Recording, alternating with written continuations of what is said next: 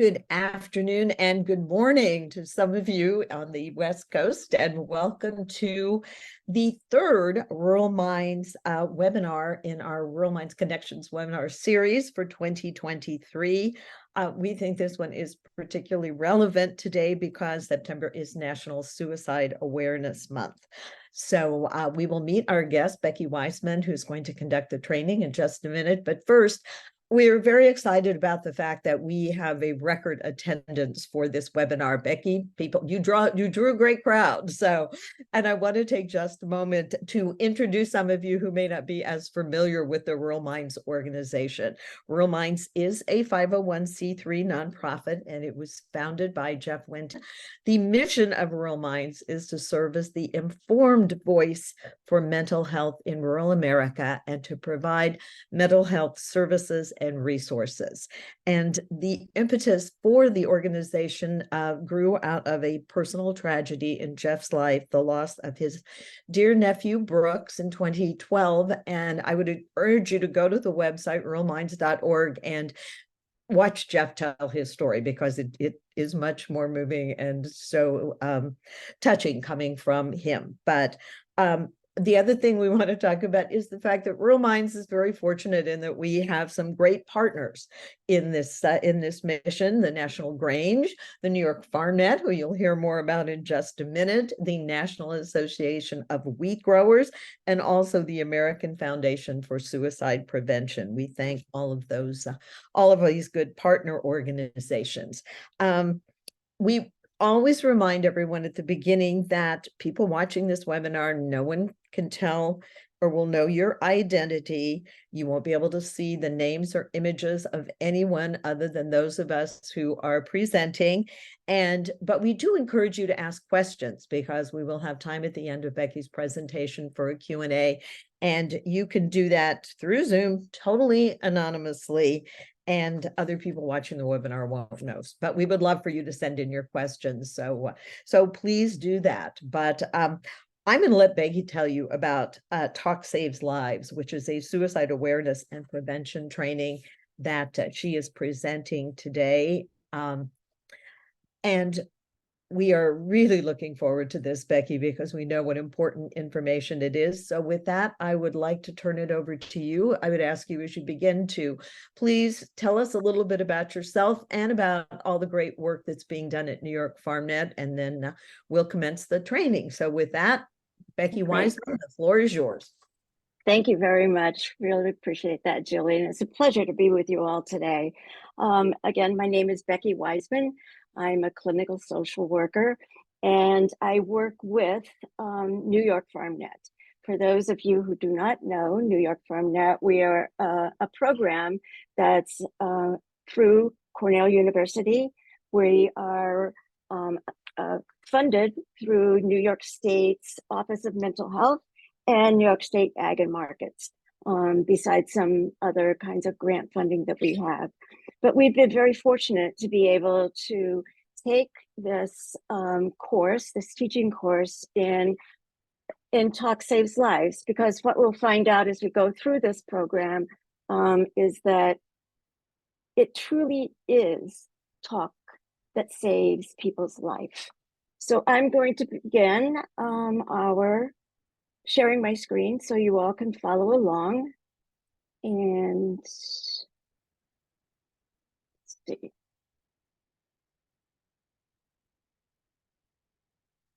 Just making sure that works. All right. So suicide is a sensitive topic to discuss. In fact, you know, I've been in groups where people will say, oh my, are we going to talk about that? That's going to be really hard to talk about. And yes, it is. It is a sensitive topic. And if anyone needs to step out or to take a break, or this is disturbing for you, feel free. We have the 988 number, Suicide and Crisis Lifeline, on every one of our slides today. So please, if you feel like you need to talk to someone during this process, please feel like that you can do that. Overall, today, I hope you'll be able to learn more about suicide prevention, because suicide is preventable. And as we become more comfortable talking about the issues, then it becomes easier to talk with other people. So here we go. Suicide is a health issue. It's a very complex health issue. And despite its complexity, suicide can be prevented. Just like there are warning signs with other health crises and cardiac arrest, there are risk factors and warning signs that can help us see and help us prevent people from dying by suicide. Like other health issues, preventative care, prevention can start early with the times of crisis and being able to support people during these difficult times in their life. Typically, a life can be saved if you allow time for the person's suicide risk to subside or to get through that period of distress and get the mental health that they need. To prevent suicide, we really need to identify people who can be suicidal or may be suicidal, as well as take an active role in helping to connect them to other sources of support before they can end their life. Today, we're going to be looking at 4 topics. The first is we're going to look at the scope of the problem. To provide all of you sort of an overview about suicide, who it affects, what can be done to prevent it. We're going to look at some statistics, give you an idea of the scope of this problem. We're going to look at research, what's being done, including the risk and protective factors that relate to suicide. And then we're going to talk about what works and what can all of us do to prevent this leading cause of death.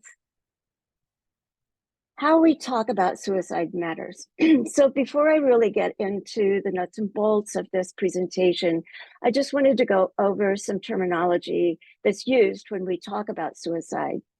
It's important that we model the language so that we don't perpetuate the stigma of suicide and mental health conditions.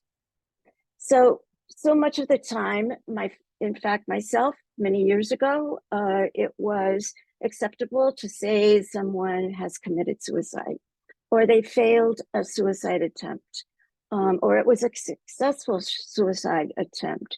But the baseline of language now is we avoid those phrases, committed suicide. They have a negative connotation, and instead we encourage that someone died by suicide or they ended their life. There was a suicide attempt or a death by suicide. So educating the public about suicide is critical because it encourages help seeking, raising awareness of the risks in vulnerable population and advocating for new interventions and prevention strategies for those at risk. When suicide is talked about safely and accurately, we can help reduce the likelihood of its occurrence. So suicide is a significant issue that affects individuals, families, and communities worldwide. I wanted to start with some statistics that demonstrate the scope of this problem. Over 800,000 people die by suicide each year. It's a global problem. And it's also a close to home problem. Here in New York, we see farmers and people in rural communities, their chance of dying by suicide is 3.5 times larger than the population in general. So it's important to understand that it's critical to understand how quickly throughout our lives somebody dies by suicide, every 40 seconds in the worldwide. In the United States, suicide rates are recorded by the Center of Disease and Control. So according to the CDC in 2020, almost 46,000 people died by suicide. This is the most recent data available. And this makes suicide the 12th leading cause of death. It takes more lives, suicide does, than homicide, war, and natural disasters combined. These numbers are one of the many reasons that it's important to talk about suicide like any other cause of death. The more we talk about it, the less stigmatized the idea that we all face struggles and we all need support. For every death by suicide, it's an estimate that 25 others attempt. That's about 1 million Americans each year who survive a suicide attempt. When you think about loss, it impacts many people in the community, and suicide is no different. The loss affects their family, our friends, co-workers, neighbors, schools, faith communities, and it's estimated that the majority of Americans will experience a suicidal loss over the course of their lifetime. I wanted to move on now to the research that's being done.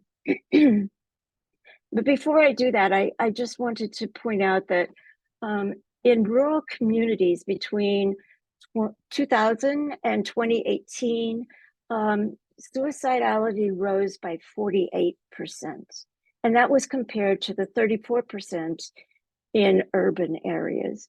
So it's fascinating and also almost heart-stopping that rural areas of the United States are at a higher risk of suicide than areas in the urban areas. It's also a fact that the suicide risk in rural areas are different according to gender than they are in urban areas. We've been able to see that middle age has generally been identified as a time of high risk for suicide. However, in rural areas, it's the young men from in the ages of 20s and 30s that experience higher suicide than the middle-aged men. And among rural women, the rate is the highest among those around 45 to 49. It does, I mean, it really, it's no matter where you live, whether it's in an urban area or a rural area or a farming community, suicide impacts all. However, the rural communities have seen the greatest increase of nearly 50% over the last few years. Research, though, in the past decades have scientists been studying suicide, and they're shedding light on some critical areas that drive up the risks and what amounts to effective suicide prevention. We have still more to learn, but this section will provide you an overview of the research findings and the future goals. One of the questions that all of us ask, why do people take their own lives? And what we've learned in research is that there's no single cause for suicide. It most often occurs with several stressors. Health converges to create an experience of hopelessness and despair. So it's like a convergence of stress, of health issues, of hopelessness. And so there's no one single cause. Research has consistently shown that the large majority of people who die by suicide have a mental health condition at the time of their death. It may or may not have been recognized by the person or their loved ones, and it may not have been diagnosed or adequately treated through the years. That said, research has also been clear that mental health conditions cannot explain the whole of the story. The vast majority of people who have health conditions do not die by suicide. In addition to mental health conditions, other factors arise also. We've learned that the brains of people who die by suicide differ from those who die from other causes in terms of stress, structure, and function, specifically in the area related to stress response and impulse control. We've also learned that most people who are suicidal are ambivalent about taking their life. Part of them wants to live, and part of them also wants to die. This research has informed us of some key strategies in suicide prevention that we really, when we're talking with somebody, we want to engage them in the part of their person that wants to stay alive and help them create distance from part of themselves that wants to die. And one way to do this is to help the person connect with reasons for living. while at the same time decreasing the visibility and presence of things around them that may facilitate their desire to die. Perspective on suicidal persons. There's a crisis point that's been reached. The pain seems unbearable. And for a moment, it's just the pain makes ordinary thinking nearly impossible for a person that is suicidal. Research has helped us determine the key factors, the risks of suicide, the health, the historical factors, and environmental factors. Just like heart disease, because of high blood pressure or disease of the heart, some people are at risk for higher suicide than others. The main factors here can be grouped into three categories: health factors, historical factors, and environmental factors. The first type of risk factors include the health factors, such as biological and psychological medical conditions, mental health conditions. As we've said, most people who die by suicide have an active mental health problem at the time of their death.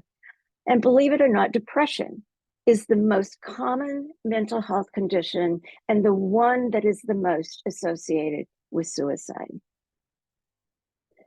Mental health conditions aren't the only risk factor with suicide.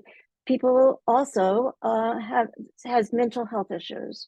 Chronic pain, serious head injuries have also been found to be a factor for increased suicidal risk. The second type of risk factors include historical factors, such as a family history of suicide, childhood abuse, and also family history of mental health conditions. A third type of risk is the environmental factors that involve circumstances in a person's life. Often there are aspects of a person's environment that can contribute to their overall level of risk. Having access to a way of killing oneself is referred to as access to lethal means. 50% of the suicides in the United States are by a fire weapon, a gun. And killing oneself is referred to as having that lethal mean. Having that access is a lethal mean. So prolonged stress includes harassment, bullying, relationship problems. And to better understand the risk, here's an example of a set of risk factors that can converge on a person who is suicidal. When someone dies by suicide, often the only story that is talked about is environmental factors. Like people see, if you read in the paper that there was a life event, they broke up, they've had bullying, they've had a major job loss, someone in their family has died. There's something stressful, entirely horribly stressful has happened in their life. They're drinking more than usual, prolonged stress at work. Maybe they're suffering from depression, anxiety disorders, and then their work life has become increasingly stressful. Perhaps they've also been drinking more than normal. Looking to the future, research can help us find the best ways to fight suicide. There is hope for suicidal, the importance of helping people that are suicidal.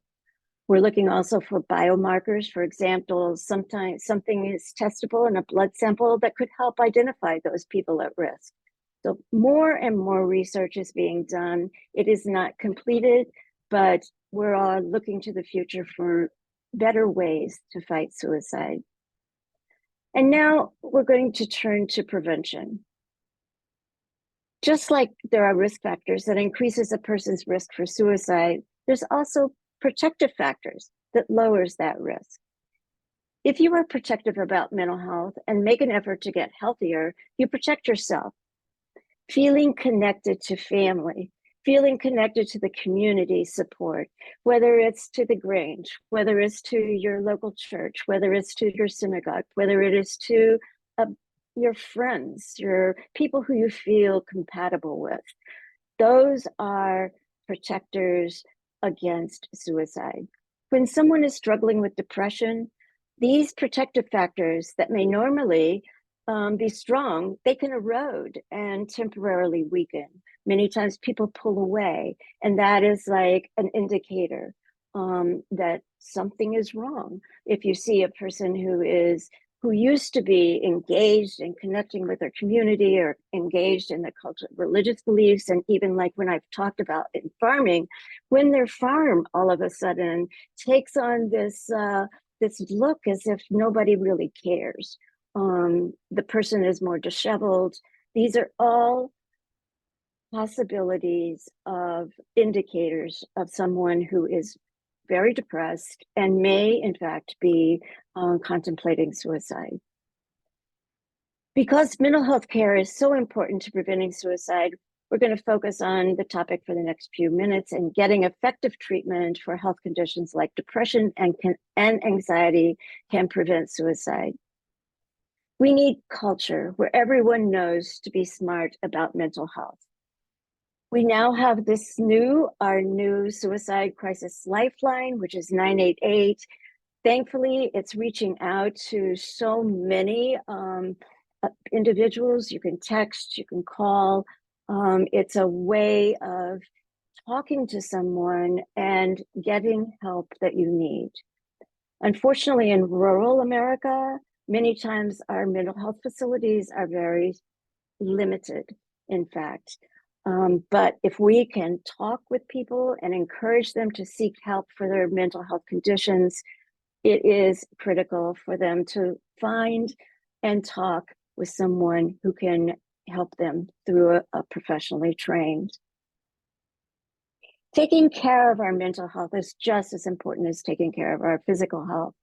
And mental health professional is a sign of strength. Many times, I know in rural America, it's like you pull yourself up by your own bootstraps and you get on with life. There's no such thing as wimping out, where it's really important that when people are struggling, that they see seeking out a doctor, a mental health professional, discussing treatment options. These are the lifeline for them to get help. It's not a sign of weakness. In fact, it's a sign of strength. The good news is that advocacy efforts are improving access to mental health services. The law is now requiring that insurance plans cover mental health services, just like they do physical health. Again, these are services that are becoming more and more available. They're not happening fast enough, but the more we listen and support our fellow human beings, the more support that we can provide people in need of mental health services. Self-care also strengthens mental health. We all, whether we're mental health providers, whether we're working in any kind of industry, we need to find strategies that optimize our own physical health. And people can do the same for their mental health. In addition to professional mental health care, protective self-care strategies like good sleeping habits, exercise, nutrition, and stress management can also play a critical role in protecting mental health and promoting resilience. And I encourage those who have contact with a friend, with a partner, with an associate who are exhibiting signs of depression, anxiety, that saying, hey, let's go for a cup of coffee, or let's meet and take a walk. Those are all ways of reaching out to those people and showing that you care. Prevention also includes support for those that are touched by suicide, support for the loss of one person. It profoundly impacts so many people. It's important that survivors have the support they need to heal and reduce their own suicidal risk. And since those with lived experiences, those who have attempted suicide or who experience suicidal thinking are at increased risk, we need to make sure that they have the support they need also.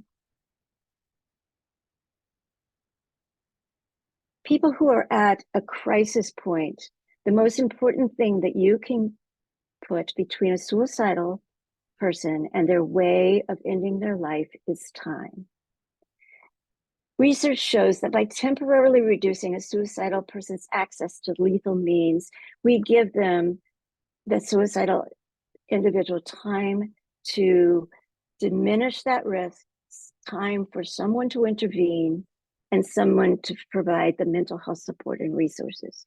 I was called not that long ago through New York FarmNet that an individual, a farmer, was experiencing life-changing circumstances. And within the hour, I was able to go and meet with him. And he had been given divorce papers that morning, and his whole life had been wrapped so closely with his wife and with the farm and with their rural lifestyle. And he was just overwhelmed and did not expect such a delivery. We sat for an hour out in the field under a tree while he talked and he cried, and I listened. And that is so important. Active listening to those people who are in suicide distress, who are in a suicidal crisis.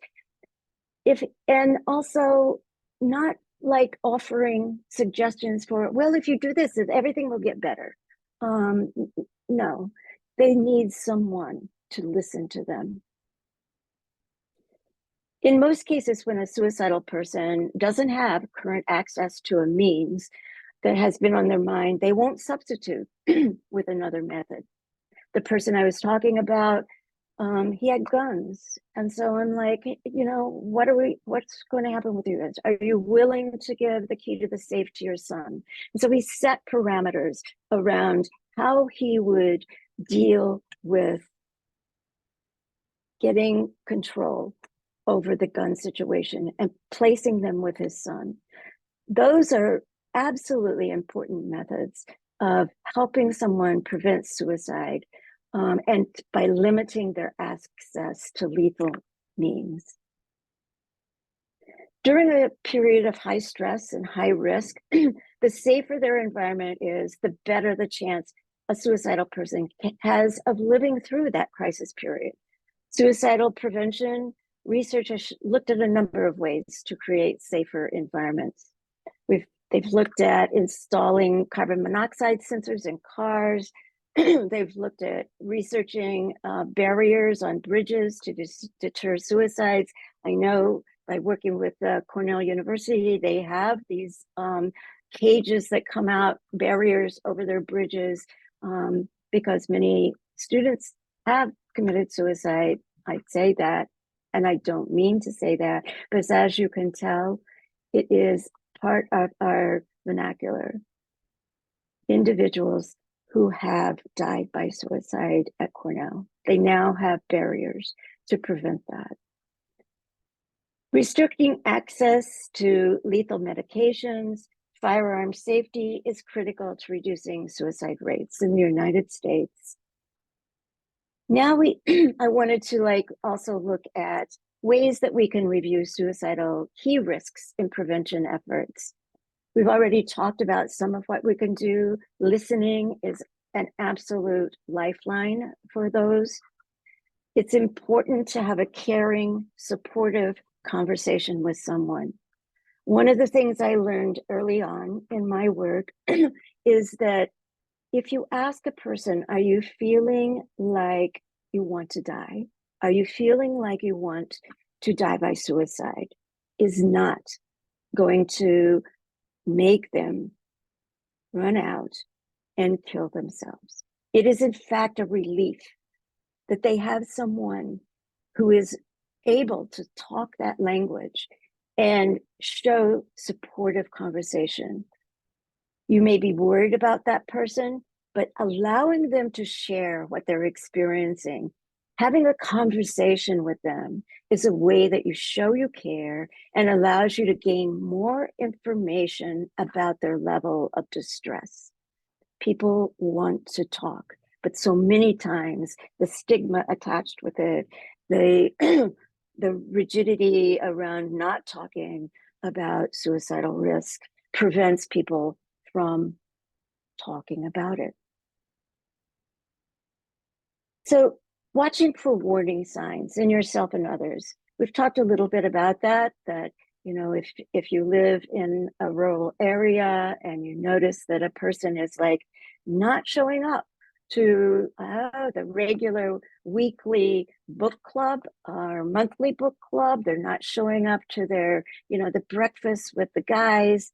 There are many signs. These are warning signs. And I'm not just saying missing one session. I'm saying a pattern, a repeated pattern of not participating in activities that they once participated in. It's important to pay attention to both the risk factors that we've been discussing and warning signs. If you see warning signs, it's so important that you reach out to that individual in your life and talk with them, reach out to them if they're struggling, encourage them to seek mental health services. And if their regular anxiety and their depression is interfering with their daily life, encourage them to reach out and seek help. As I said, 988 is a wonderful opportunity to talk to someone who will listen. Text someone who will listen. Suicide warning signs are typically displayed in three main ways. Through a person's talk, what they talk about, their behavior, and their moods. Many times people who are suicidal talk about ending their lives. And I've run across people who have been joking. Oh, I just feel like, calling it an end. And I've stopped and said, that's not funny. Are you serious about this? And I've had them say, oh, Becky, we've talked about this. Our whole family talks about this that way. And I'm saying, but it's like changing the culture of how we talk about suicide. It's not a joking matter. And we need to take that person seriously. Stop. It may feel uncomfortable. You may think on some level, this is just a joke, but it's helping people learn to communicate in different ways about suicide. Some people might say they have no reason to live. Others may say, they feel trapped, they're a burden to others. They may feel overwhelmed, they have unbearable pain. These are all indicators through their talk that these people need support. And then there's the behavior. We can see increase in alcohol use or drugs. Speaking to the person that you're aware of this. Dan, I've seen you have this increase in your drinking. What's going on? Showing a concern for that particular person. People thinking about suicide can display other kinds of behaviors. They may have a difficult time sleeping, or they may sleep too much. It's one or the other many times. They're up night and day. They cannot sleep, or, they're up for an hour and they're sleeping 23. It's really an indicator. They may start acting recklessly, driving their car with their eyes shut. That is like, oh my goodness, that's a major sign. And many times they'll tell you that, oh, I was just seeing how far I could go. Well, that is not funny either. And we really need to pay attention to what people tell us and what we're seeing in their behavior. We've already mentioned that activities, they've drawn away from their activities, they're becoming more isolative, not just one or two times. This is over a period of isolation and withdrawal. And then their moods. People at risk for suicide can display often subtly, any of the following moods: depression, apathy, rage, irritability, impulsiveness, anxiety. Moods one would expect someone who feels overwhelmed and desperate. And again, we're not talking about, God, I feel, today's been a rough day for me. I'm having a really hard time. We're talking about someone who They change in their affect. Their face changes. They don't show any kind of emotions. They're just flat. We all have ups and downs in our moods, but if you notice something that's changed, it's uncharacteristic or concerning, it's really important that you speak to that person about what's happening and what you're noticing. And then trust your gut. You know, our gut really tells us what we need to do. There's a lot of things to look for. So to sum it up, look for changes in behavior and trust your instincts. Assume you are the only one who's going to reach out. In too many instances, people talk about their concerns for someone amongst themselves, but they hesitate to reach out to that person directly. There's a rule of thumb. If you're wondering if someone is depressed, overly anxious, that's a sure sign you need to reach out to that person. And the same goes for you. You know, if you're having suicidal thoughts, that's a sure sign that you also need to seek help. So how do you reach out to someone? Well, you talk to them in private. You listen to their story. You express concern and caring. And you ask directly. Don't be afraid to ask, are you thinking of ending your life?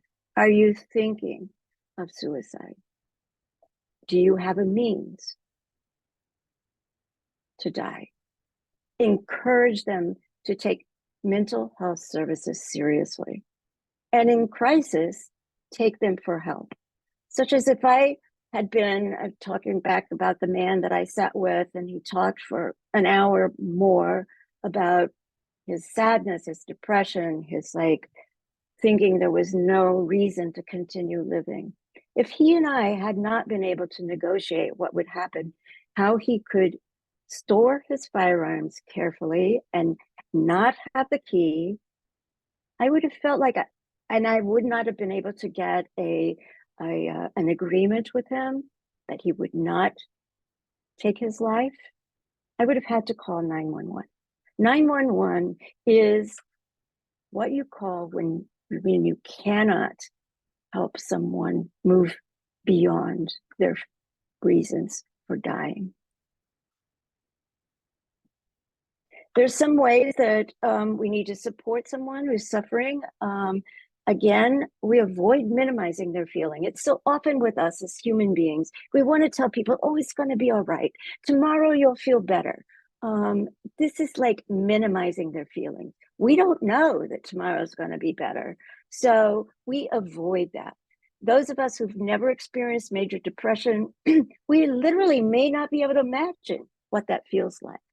So we can even say that. I can't imagine what you're going through right now and how it must be impacting your life. Avoid trying to convince them that life is worth living. If a person is in a crisis, they're not thinking clearly. And, philosophical debates about why life is worth living isn't helping. They're have tunnel vision. And we can't fix it. Just like a person who is having a heart attack. You wouldn't want to tell them to start exercising and get yourself a healthy diet. You're going to be okay. Get yourself a healthy diet. No. When someone is in crisis, what they need is to be heard and listened to. Listen without offering a judgment. Listen without offering a solution. Just listen empathically. And encourage them to find professional help.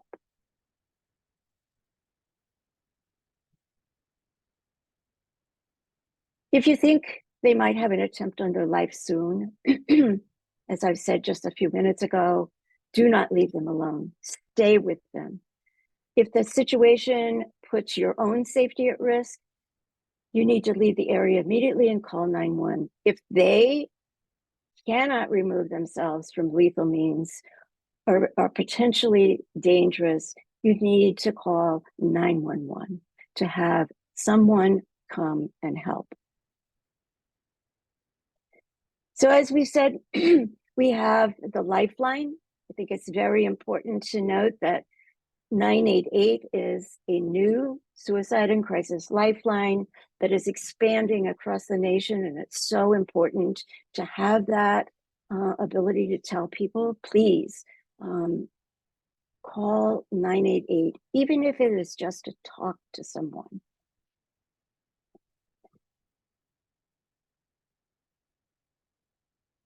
And I believe if it's an emergency, we've said that, call 911.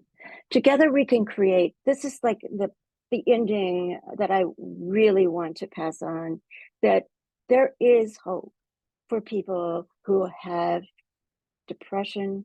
They have accumulating factors of life circumstances that are just beyond their ability to control. They feel hopeless, they feel helpless. There is there is hope. And we can help create that culture of hope and it's smart about and help people understand that mental health is within reach. We can help people, we can help save lives, and we can vastly improve the lives of many more people. Thank you for listening. I thank you for coming today. And of course, we're going to take some time to have your questions. So, thank you, Becky. That was very sobering in some ways, but very informative, and hopefully giving people some good ideas on what they can do to help, because we've heard this at Rural Minds a lot, that people have this fear. I'm afraid I'll say the wrong thing. I'm afraid that if I mention suicide, this will put an idea into their heads. Any other thoughts on dispelling that notion and helping people feel comfortable reaching out when they do have a concern about someone that they care about, or someone in their community that they're worried about? Right. Listening. I mean, listening is like the key. It's easy. However, it's not easy to sit with someone who is in such stress in their life. So it's hard, but if we can just sit still, pay attention, keep eye contact, be supportive, non-judgmental, one of the best things that we can ever do. Excellent. Oh, thank you so much. We have a bunch of questions from the folks watching, so I'm going to start with this one because it kind of ties into what we were just talking about. What are effective phrases to say or questions to ask to help someone? And this person phrased it, focus on their reasons for living. So, and you just mentioned talking about life is for living. So how would you address that? First, I would listen to what's going on in their life. I wouldn't start with, you have so much to live for. I would begin by, tell me what's going on. Tell me what's happening in your life right now. Not so much asking them specific questions, but asking them to explain what's happening right now that would make them want to take their life. And by the end, and who knows how long that might go. I mean, 45 minutes, an hour, offering support during that. And then toward the end, I always ask, do you have a plan? What is your plan? And then we talk about that. And then at the end, when we get through, there's no like, okay, we started with question one and then move through final question. But at some point in that discussion, we talk about what's, their children, their grandchildren, the things that are important to them in their life. But you make it specific to that individual, but it's but open-ended to start out. So could the initial question, rather than even mentioning suicide, could the initial question be, hey, I've noticed that you haven't been coming to coffee in the, at the diner for the last couple of weeks. Right. Oh, yeah. Right. We don't know if that person is suicidal. We just know that they've missed it for like a month, and geez, David, what's happening? I miss you. Is anything going on in your life? That's causing you to miss. Maybe they're sick. We don't know. But asking open-ended questions. Excellent. Okay, I've got tons of questions. This one just popped up, and I think it's very interesting because you talked a lot about the 988 number. And the question is, does the 988 number, do they have to report to authorities? Can a person call and not be reported to some other organization or, some, They don't something? even have, right. They don't even have to give their name. They can just talk to someone. So it's not, they don't get reported. If they're homicidal, that's a different, Yes. and the answer would be totally different. If they're homicidal, then yes, that has to be reported. If they're having suicidal ideation, or they're just extremely depressed, they know someone who is, having suicidal ideation, no, you don't even have to give your name. It's just that sympathetic ear. Right. And they are trained. They're trained to work with people this way. That is awesome. I'm going to go back here a little bit. Okay, I think we talked about that. Someone, a very specific question, to speak to the connection between untreated or inadequately treated ADHD and suicide. Can you say that again? They're asking about the connection between untreated or inadequately treated ADHD and okay. As far as I know, ADHD isn't a diagnosis that's attached to suicide. Not that I know of, and maybe I'm, missing out here, but people who are depressed, people who are anxiety ridden, people who have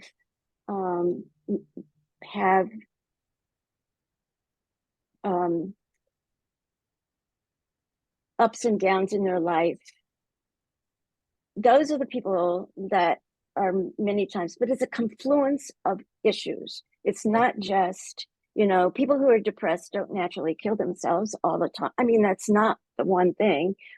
People who have lost a parent don't naturally then, die by suicide. It's a combination and a confluence of stressors that are beyond their control. They feel it's beyond their control.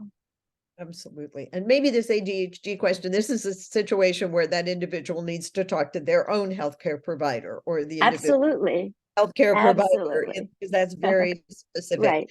Right. I'm reading something on that. Okay. This person, I'm going to read this because this is a great comment here. It said, thanks for the excellent presentation, Becky. You shared some very important information that will help all of us. After a person calls 988 during a time of crisis, what happens next? For example, does the operator refer them to a longer-term solution, such as a therapist? What's the next step after that 988 call? I wish I knew that exactly. I don't exactly. I think that if you're a friend of that person who's called 988, that's the beginning step. It's a step in a process of getting help. And I would absolutely recommend that person take the next step, which is finding further support.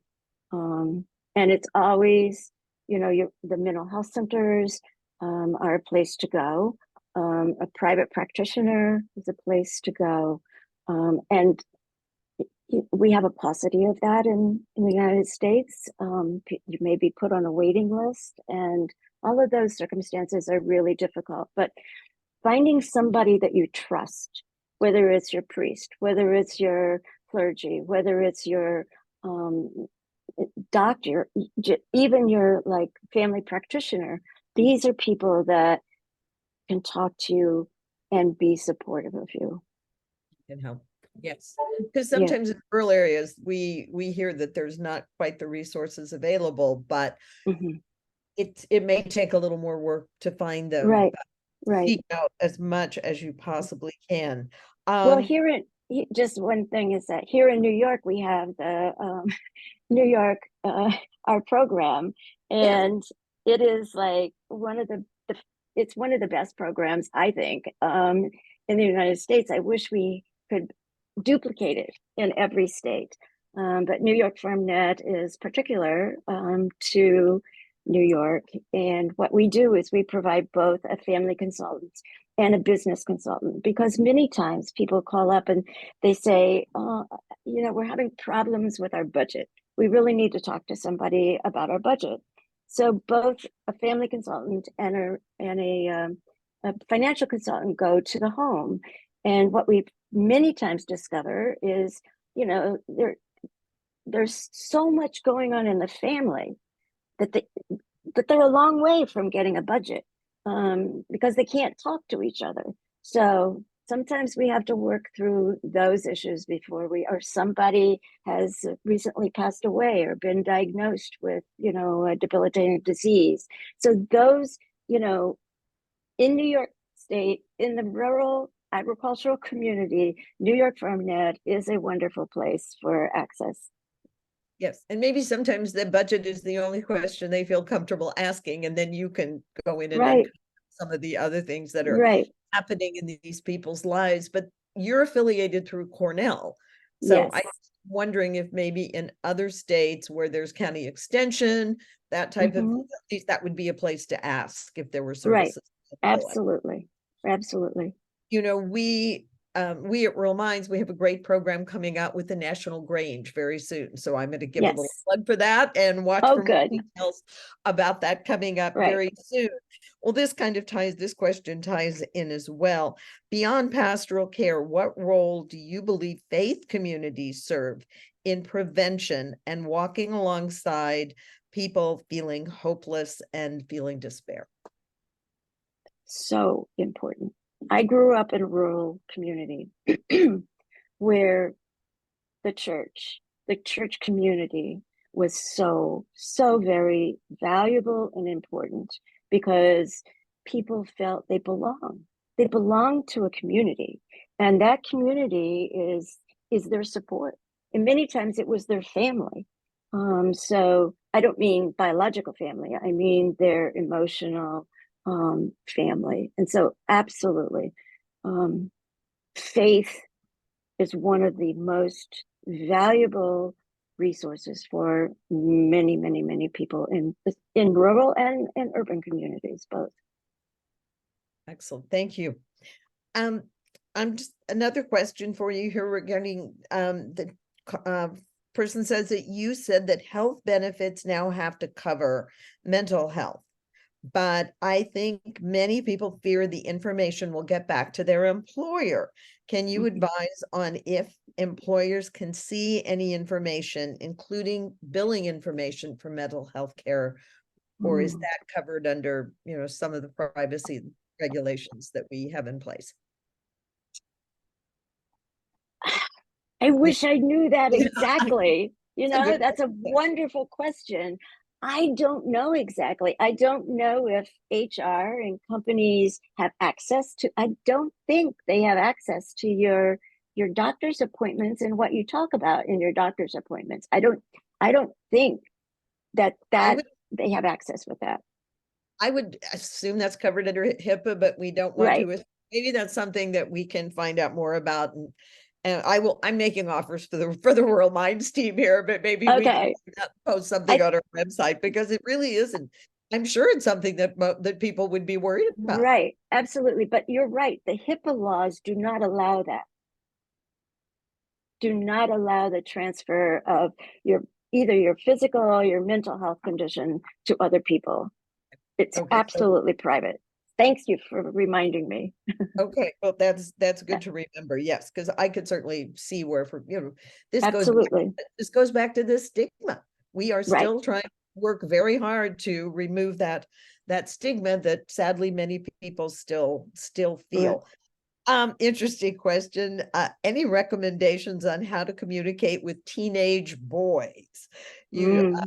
you said watch for the signs, like if they quit talking, but how do you, if the young person is not talking, how do you reach out to them? How do you Mhm. get them to talk, or get them the help that they need? Right.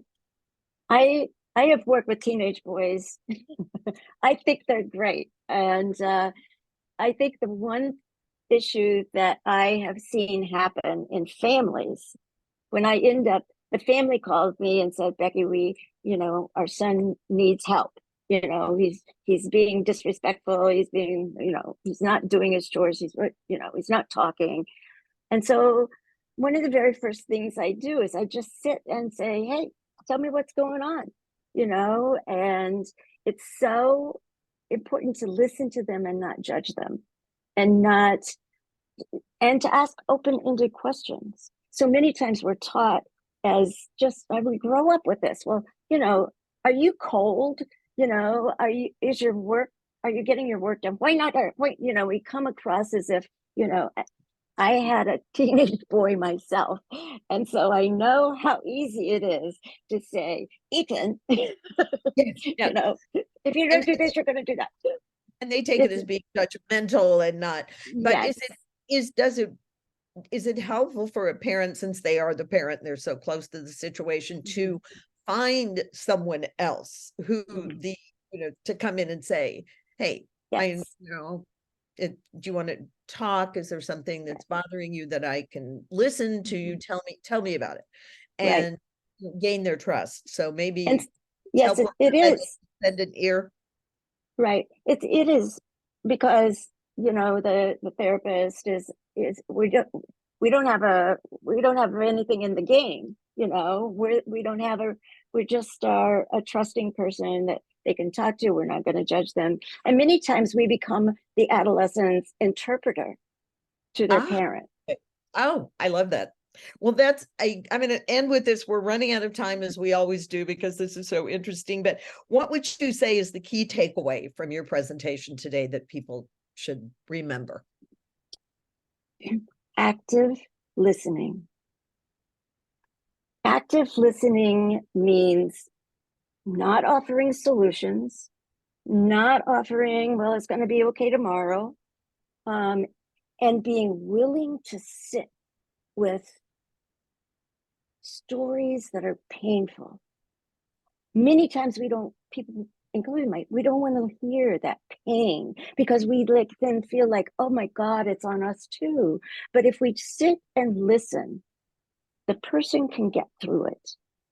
And so that's my takeaway. Listening is Active listening. active listening. That's awesome. Becky Wiseman, thank you so much. Thank you to New York FarmNet for all the good work that you do. I am going to wrap this up quickly here, as I said, as usual, but we really appreciate this great presentation. To those watching, you will be receiving a short survey. We encourage you to please share with us your thoughts on today's presentation. I mean, we have gotten great ideas for other sessions like today's session from the feedback that we receive from the people watching. So please, we would hope that you will be kind enough to share your thoughts with us. I want to thank the National Grange, the National Association of Wheat Growers, and the National Foundation for Suicide Prevention for their partnership. And I want to remind you that Rural Minds is a nonprofit organization that relies on the generosity of donors. If you find this valuable, please share this information. This webinar will be online shortly, so people can watch it. It will be available in a tape presentation. So spread the word to your friends if you find it valuable, and follow us on all of our many plethora of social media platforms. And we have another great webinar coming up in November. This is in partnership with the folks at Janssen, and we are going to be talking about providing care to a family member with schizophrenia. So please go to the website. You'll find out more information about our next webinar. But thanks to everyone for joining today, and especially to you, Becky. Great information, and we do appreciate it. Enjoy the rest of your day, everyone.